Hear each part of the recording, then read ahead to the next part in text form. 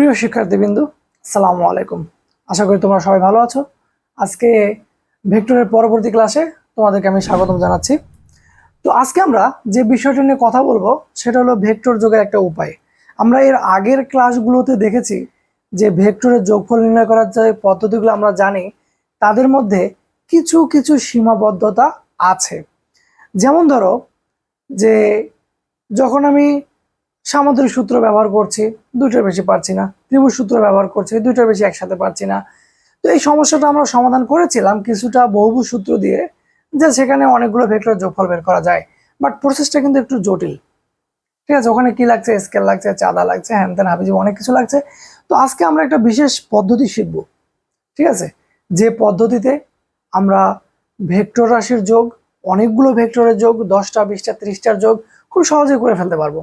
ঠিক আছে, তো ওই পদ্ধতিটা শেখার আগে আমরা ছোট একটা বায়োলজিক্যাল টার্মস শিখে আসি। হ্যাঁ, তো আমি এই টপিকটার নাম দিয়েছি বাবা মা সন্তান থিওরি। দেখো, বাবা মা আছে বলেই সন্তানের জন্ম হয়, বাবা মা না থাকলে সন্তান থাকতো না। শুধু বাবা দিয়ে সন্তান হবে না, শুধু মা দিয়েও সন্তান হবে না, দুইজনকে লাগবে। তো এই সন্তানটার যাবতীয় বৈশিষ্ট্য কোথা থেকে আসে? এই সন্তানটার যাবতীয় বৈশিষ্ট্য কিন্তু বাবা মা থেকেই আসে, তাই না? আচ্ছা, তো একটু চিন্তা করো, আমি যদি বলি এই সন্তানটার নাক দেখতে কেমন হবে, এই সন্তানটার নাকটা কিন্তু আসবে বাবার নাকের বৈশিষ্ট্য, মায়ের নাকের বৈশিষ্ট্য, দুইটা মিলে নতুন একটা নাক তৈরি হবে। আমি যদি বলি সন্তানের কালার কেমন হবে, সন্তানের কালারটা হবে মায়ের কালার এবং বাবার কালার দুইটা মিক্স হয়ে নতুন একটা কালার তৈরি হবে। ঠিক আছে, এখন অনেকে বলে যে ভাই দেখতে যে মায়ের মতো লাগে, দেখতে যে বাবার মতো লাগে, এটা কেন? বিষয়টা হচ্ছে, এটা তোমরা জানো, যারা বায়োলজি পড়েছো তারা জানো যে বায়োলজিতে প্রকট আর প্রচ্ছন্ন বলে দুইটা টার্মস আছে। তো দুইজনের বৈশিষ্ট্য মিক্স হচ্ছে, বাট এর মধ্যে যারটার বেশি প্রাধান্য থাকে সেটাকে আমরা বলবো যে প্রকট। তো এক্ষেত্রে সন্তান যদি কার মতো দেখতে হয়, হুবহু কিন্তু তার মতো হয় না।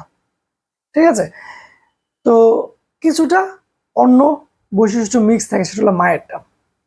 আচ্ছা, তো যাই হোক, আমরা এখান থেকে যেটা নেব সেটা হলো যে সন্তানের যাবতীয় বৈশিষ্ট্য আসবে বাবা এবং মা থেকে। তো দেখো, আমরা আগে দুইটা ভেক্টরের যোগফল নির্ণয় করার পদ্ধতি দেখব। একটা ভেক্টর পি আর একটা ভেক্টর হলো কিউ। তো এই দুইটা পি ভেক্টর, ধরো একটা বাবা একটা মা, এই দুইজন আছে বলেই আমাদের একটা লব্ধি ভেক্টর তৈরি হয়, সেটা হলো আর। একটা মজার বিষয় খেয়াল করে দেখো, হ্যাঁ, যে পি আর কিউ মিলেই কিন্তু আর তৈরি হচ্ছে, তাহলে আরটা এখানে সন্তান। দেখো যে পি দেখতে কেমন এরকম, কিউ এর এই অংশটা নিলাম, দুইটা মিলে দেখতে কেমন হলো, আর এর মতো হলো কিন্তু। তো যাই হোক, এটা অ্যাকচুয়ালি মজাই করছিলাম আমি। তো আর এর যাবতীয় বৈশিষ্ট্য কোত্থেকে আসবে? পি এবং কিউ থেকে আসবে। আমি যদি বলি এই আর তো সন্তান, তাহলে আর এর চুল কেমন হবে? তো অবশ্যই তুমি বলবা যে বাবার চুল মায়ের চুল দুইটা মিলে নতুন কোনো একটা চুল হবে। আবার ধরো আমি যদি বলি যে এই সন্তানের কালার কেমন হবে, গায়ের কালার বা রংটা কেমন হবে, অবশ্যই আমরা বলবো বাপের কালার মায়ের কালার দুইটা মিলে এর কালারটা তৈরি হবে। তার মানে এর প্রত্যেকটা ভিন্ন ভিন্ন বৈশিষ্ট্য, এদের সেই বৈশিষ্ট্যগুলো থেকে আসছে। আচ্ছা ভাবো তো, কখনো কি এমনটা হবে যে এর নাকটা তৈরি হচ্ছে এর চোখের বৈশিষ্ট্য আর এর নাকের বৈশিষ্ট্য দুইটা মিক্স হয়? এমনটা কিন্তু হবে না। এর নাকটা তৈরি হবে এর নাকের বৈশিষ্ট্য, এর নাকের বৈশিষ্ট্য দুইটা মিলে নতুন একটা নাক তৈরি হবে। আচ্ছা, তাহলে এবার আমাকে বলো তো যে আর এর আনুভূমিক উপাংশ কোত্থেকে তৈরি হবে? অবশ্যই এর আনুভূমিক আর এর আনুভূমিক, দুইজনের আনুভূমিক মিলেই আমার আর এর আনুভূমিক তৈরি হবে। আর এর উলম্ব কোত্থেকে তৈরি হবে? স্বাভাবিক কথা, এর উলম্ব আর এর উলম্ব, দুইজনের উলম্ব মিলে এর উলম্ব তৈরি হবে। এক কথায় আর এর যা কিছু তৈরি হবে দুইজন থেকে মিক্স হয়ে আসবে, সিঙ্গেল পিস থেকে আসবে না। তাহলে আর এর আনুভূমিক উপাংশ থেকে আসবে এই দুইজনের আনুভূমিক থেকে। আর এর উলম্ব উপাংশ থেকে আসবে এই দুইটার উলম্ব উপাংশ থেকে। ঠিক আছে, আচ্ছা। তো এবার আমরা ভেক্টর যোগে চলে যাব। তো আজকে আমরা যে পদ্ধতিটা শিখতেছি ভেক্টর যোগ বের করার, সেটার নাম হচ্ছে কম্পোনেন্ট ল। কম্পোনেন্ট ল বা উপাংশ সূত্র, বা আরো স্পেসিফিক যদি বলি তাহলে বলবো আমরা লম্বাংশ সূত্র। তো লম্বাংশ সূত্রটা কি? খুবই সিম্পল। আর এর লম্বাংশগুলো তৈরি হবে পি আর কিউ এর লম্বাংশ থেকে। ঠিক আছে, তোমাকে যদি বলে লম্বাংশ সূত্রটা লিখো, তাহলে আমরা এভাবে লিখতে পারি যে দুটি ভেক্টরের লম্বাংশ থেকে লব্ধির লম্বাংশ তৈরি হবে, এটুকুই। লম্বাংশ মানে কি? সেটা আনুভূমিক উপাংশ হতে পারে, উলম্ব উপাংশটাও হতে পারে। তাহলে আর এর লম্বাংশ তৈরি হবে এখানে যে ভেক্টরগুলো ক্রিয়া করেছে এই ভেক্টরগুলোর লম্বাংশ থেকে। বা যদি আমরা ভেঙ্গে বলি কথাটা, তাহলে এভাবে বলতে হবে আর এর আনুভূমিক উপাংশ তৈরি হবে পি এর আনুভূমিক এবং কিউ এর আনুভূমিক থেকে। আর এর উলম্ব উপাংশ তৈরি হবে পি এর উলম্ব আর কিউ এর উলম্ব থেকে। তো আমরা জানি, আমরা এখন এই সূত্রটা একটু প্রয়োগ করে দেখব। আমরা জানি যে পি আর কিউ এর মধ্যবর্তী কোণকে আমরা আলফা বলে ডাকি, আর এখানে পি আর আর এর কোণটাকে, মধ্যবর্তী কোণটাকে আমরা থিটা বলে ডেকে অভ্যস্ত। আচ্ছা, তাহলে আমরা যখন এই লম্বাংশ সূত্রটা প্রয়োগ করব, তখন একটা কাজ শুধু আমাদেরকে এক্সট্রা করতে হবে, সেটা হলো যে তুমি কার সাপেক্ষে হিসাব নিকাশগুলো করছো সেটা তোমাকে একটু আইডেন্টিফাই করে দিতে হবে। তুমি পি এর সাপেক্ষেও হিসাবগুলো করতে পারো, তুমি কিউ এর সাপেক্ষেও হিসাবগুলো করতে পারো। তো পি এর সাপেক্ষে যদি তুমি হিসাব করো, সেটা একটু লিখে দিবা, পি এর সাপেক্ষে। আচ্ছা, তাহলে বলো তো, আমরা যেহেতু পি এর সাপেক্ষে হিসাব করছি, পি এর সাপেক্ষে পি কত কোণ তৈরি করেছে? পি এর সাপেক্ষে পি 0 ডিগ্রি কোণ তৈরি করেছে। পি এর সাপেক্ষে আর কত কোণ তৈরি করেছে? থিটা কোণ তৈরি করেছে। পি এর সাপেক্ষে কিউ কত কোণ তৈরি করেছে? আলফা কোণ তৈরি করেছে। আর আমরা জানি যে কোনো একটা ভেক্টর কত কোণ তৈরি করেছে এর উপর ডিপেন্ড করেই তার দুইটা উপাংশ তৈরি হয়। তাহলে এই দিকের অংশটা হচ্ছে এ কস বিটা, যেদিকে কোণ সেদিকে কস বিটা, আর এইদিকে হবে এ সাইন বিটা। আশা করি এই বিষয়গুলো তোমরা আগের ক্লাসগুলোতে দেখে আসছো। আর যদি দেখে না আসো, অবশ্যই দেখে আসা উচিত যে একটা ভেক্টরকে কিভাবে বিভাজন করা হয়। তাহলে একটা ভেক্টরের দুইটা অংশ আনুভূমিক আর উলম্ব। আমি যদি এই ভেক্টরটার আনুভূমিক উপাংশ বলি, তাহলে এ কস, আর এই ভেক্টরটা যত কোণে আছে সেই কোণটা লাগাই দেব। তাহলে এই ভেক্টরের আনুভূমিক উপাংশ হচ্ছে এ কস বিটা। এই ভেক্টরের আনুভূমিক কত? এ সাইন, উলম্ব কত? এ সাইন বিটা। যখনই আনুভূমিক বলবে কসকে ডেকে নিয়ে আসবো, যখনই উলম্ব বলবে আমরা সাইনকে ডেকে নিয়ে আসবো। আবার ধরো কোনো একটা ভেক্টর, এরকম ধরো তোমার সি ভেক্টর, সেটা কি বলে ডেল পরিমাণ কোণ তৈরি করেছে। তাহলে সি এর আনুভূমিক কত? সি কস ডেল। এর উলম্ব কত? সি সাইন ডেল। তার মানে যে যত কোণ তৈরি করবে সেই কোণ অনুযায়ী তার উপাংশগুলো তৈরি হবে। ওকে, তো এবার আসো আমরা এখানে চলে যাই। দেখো পি এর আনুভূমিক উপাংশ কত?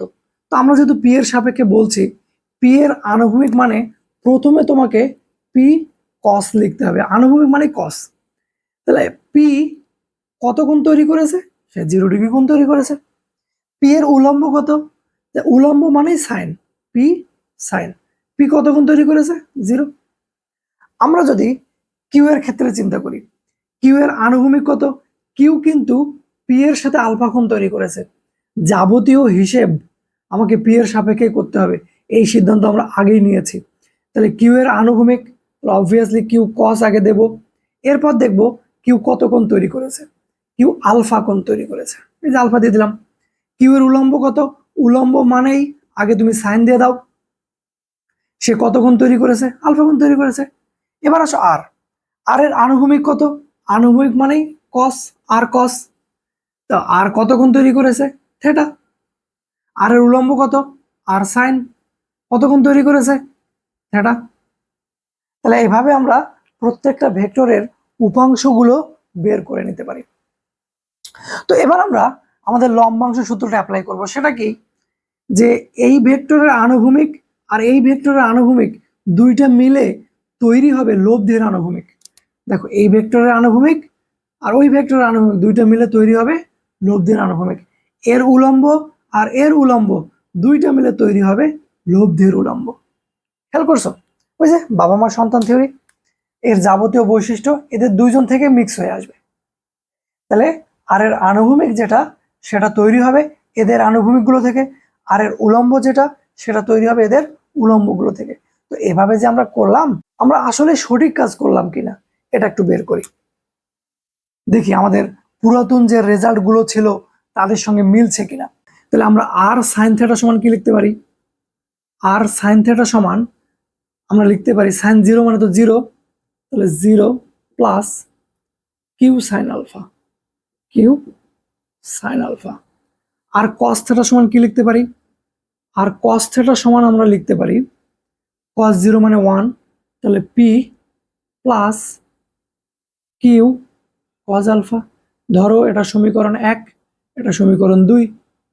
আমরা এখন 1 নম্বর সমীকরণ আর 2 নম্বর সমীকরণ ভাগ করব।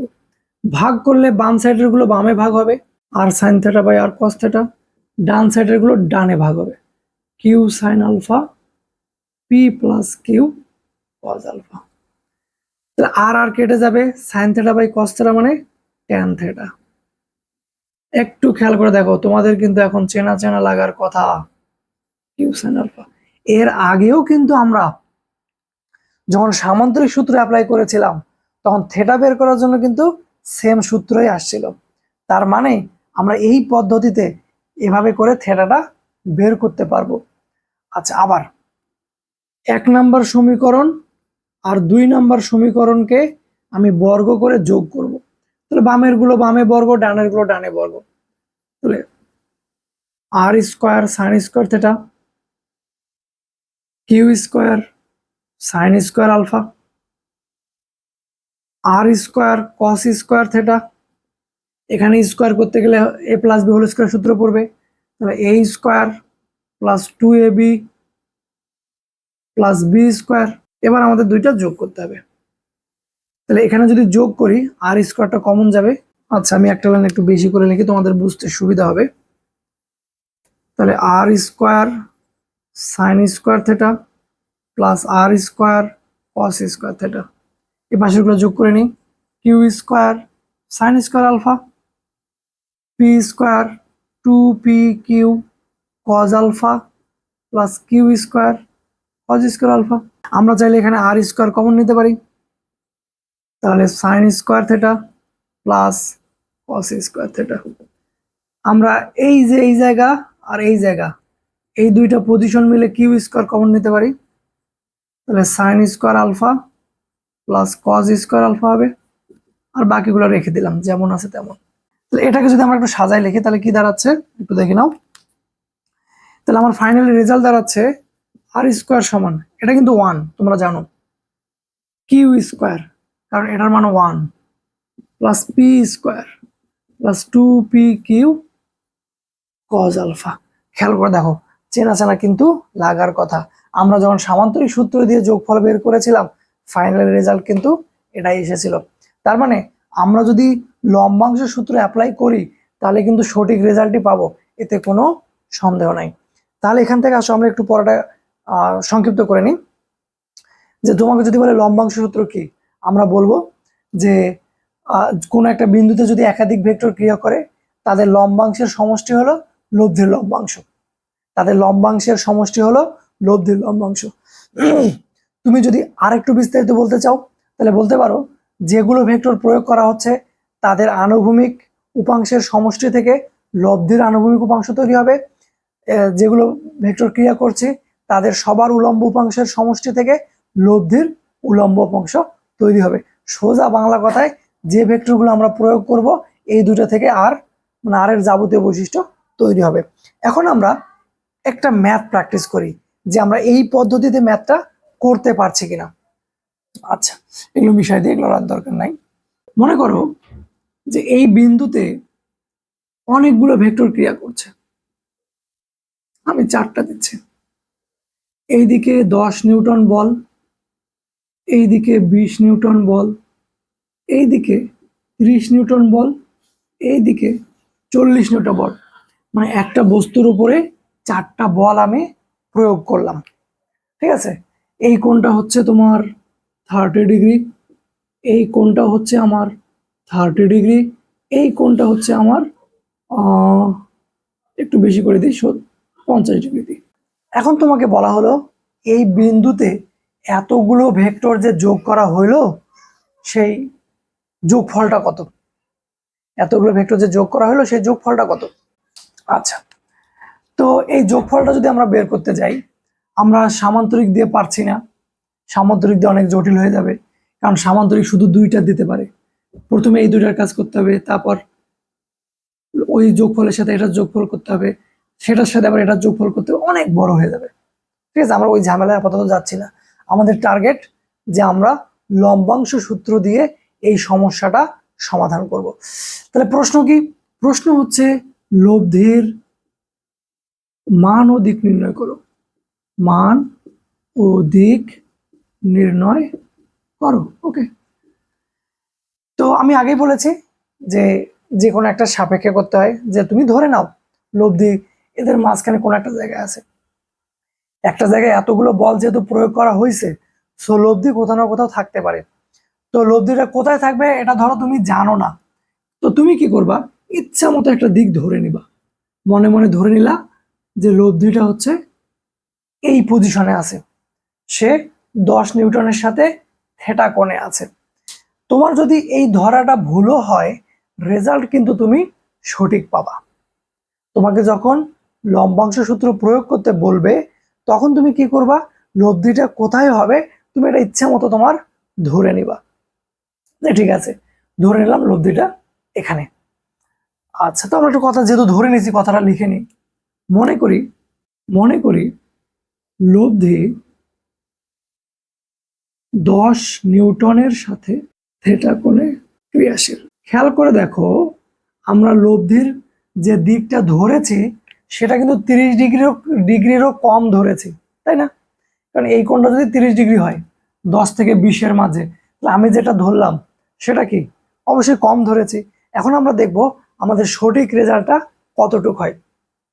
তো আমরা যেহেতু লম্বাংশ সূত্র প্রয়োগ করার সিদ্ধান্ত নিয়েছি, সো এক্ষেত্রে আমাকে আরেকটা জিনিস কনফার্ম করতে হবে যে আমি যাবতীয় হিসাব কার সাপেক্ষে করব। আমি যাবতীয় হিসাব করব 10 নিউটনের সাপেক্ষে।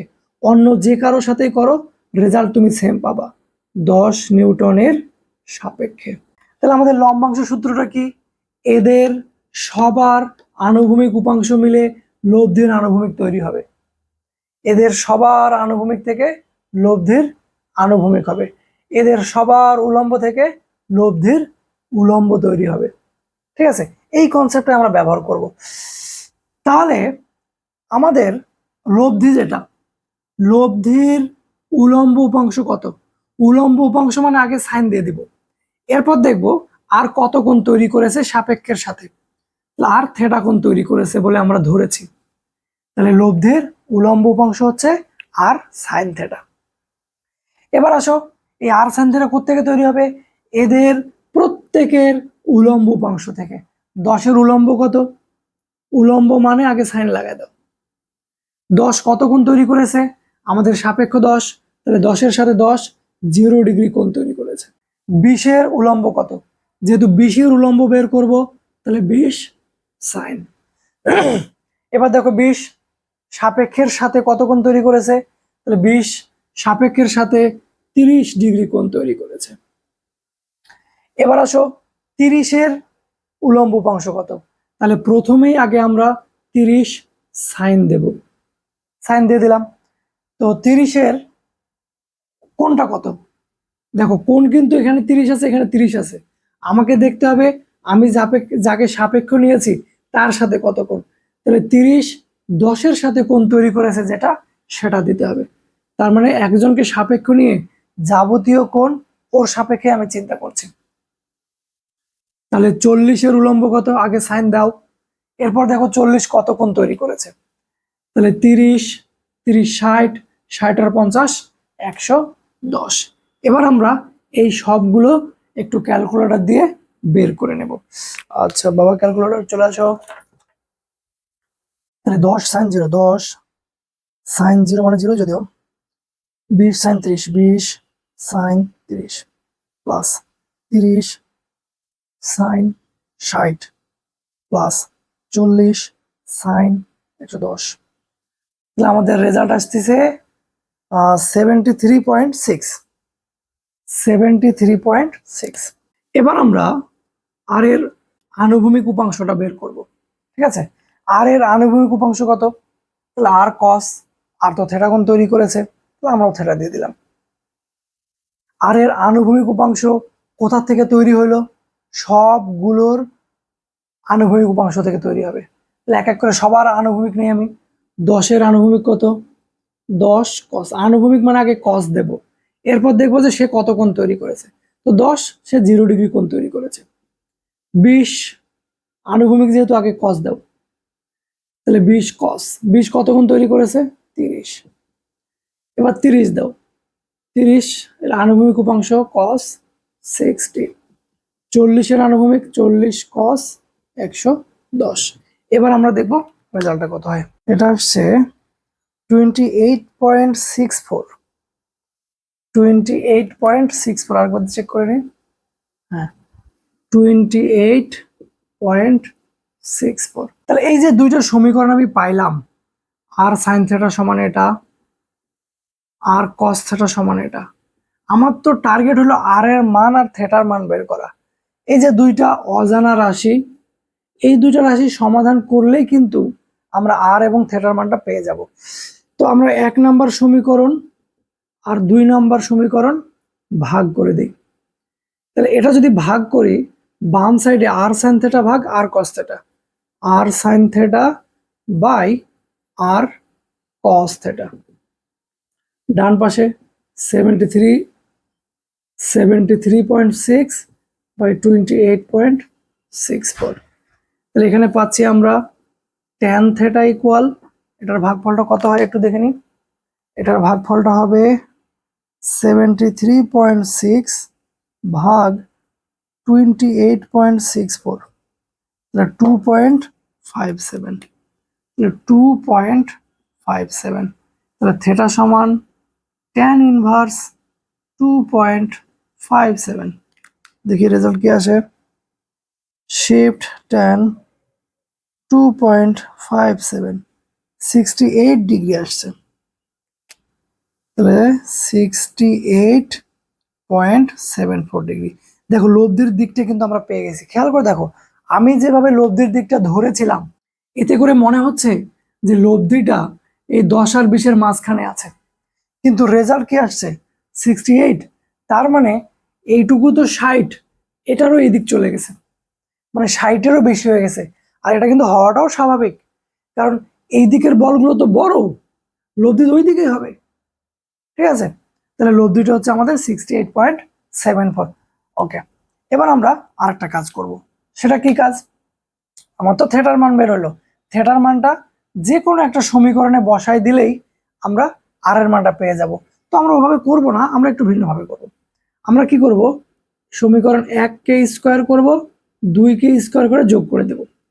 তাহলে বাম পাশে কি হবে, r square sine square theta equal to 73.6 square, আর r square cos square theta, কারণ এটাকে তো স্কোয়ার করে নিতে হবে, ইকুয়াল টু 28.64 স্কোয়ার। এবার যদি দুটো যোগ করি আমরা, তাহলে কি দাঁড়াচ্ছে, এই দুটো যোগ করলে আর স্কোয়ার কমন যাবে, sign square theta plus cos square theta. 73.6 square 28.64 square. এটার মান তো 1। আর সমান কি, রুট ওভার 73.6 স্কোয়ার 28.64 স্কোয়ার। আচ্ছা, এখানে অনেকে একটা ভুল কাজ করে ফেলে, সেটা হলো এই যে স্কোয়ার আর রুট কেটে দেয়। দেখো মাঝখানে যদি গুণ চিহ্ন থাকতো তাহলে এই কাজটা করা যাইতো, কিন্তু মাঝখানে যেহেতু যোগ চিহ্ন আছে, তো যোগ বিয়োগ থাকলে এভাবে স্কোয়ার রুট কাটে না। আচ্ছা, আমরা দেখি রেজাল্ট কত আসলো। Root over 73.6 square plus 28.64 square. Result এসেছে আমার 78.98। তাহলে আমরা দেখতে পাচ্ছি আমরা মোট বল প্রয়োগ করেছিলাম 10, 20, 30, 30, 60, 60, 40, 100। আমরা বল প্রয়োগ করেছিলাম 100 নিউটনের মতো, কিন্তু আমার কার্যকর হয়েছে কতটুকু? মাত্র 78.98, বা তুমি 79 বলতে পারো, এতটুক কার্যকর হয়েছে। তো যখন পরীক্ষায় এরকম অনেকগুলো ভেক্টর দিয়ে তোমাকে যোগফলের মান ও দিক বের করতে বলবে, তখনই তুমি এই কনসেপ্টটা ব্যবহার করবা। কোন কনসেপ্টটা? যে লব্ধির উলম্ব উপাংশ তৈরি হবে, যতগুলো আছে 10টা থাক 20টা থাক যতগুলোই থাক, সবগুলোর উলম্ব উপাংশ থেকে। আর আনুভূমিক উপাংশ থেকে তৈরি হবে? সবগুলোর উলম্ব উপাংশ থেকে। তো আজকে আমাদের ভেক্টর যোগের যে কনসেপ্টগুলো ছিল সেগুলো সবগুলো আমরা কমপ্লিট করে ফেলেছি। আমরা নেক্সট ক্লাস থেকে ভেক্টর যোগের যে ম্যাথগুলো আসে, যেমন নদী পারাপার বা পাখি আকাশে উড়ছে, এই টাইপের যে ম্যাথগুলো আছে সেগুলো আমরা সলভ করব। তো আজকে এ পর্যন্তই। ধন্যবাদ সবাইকে।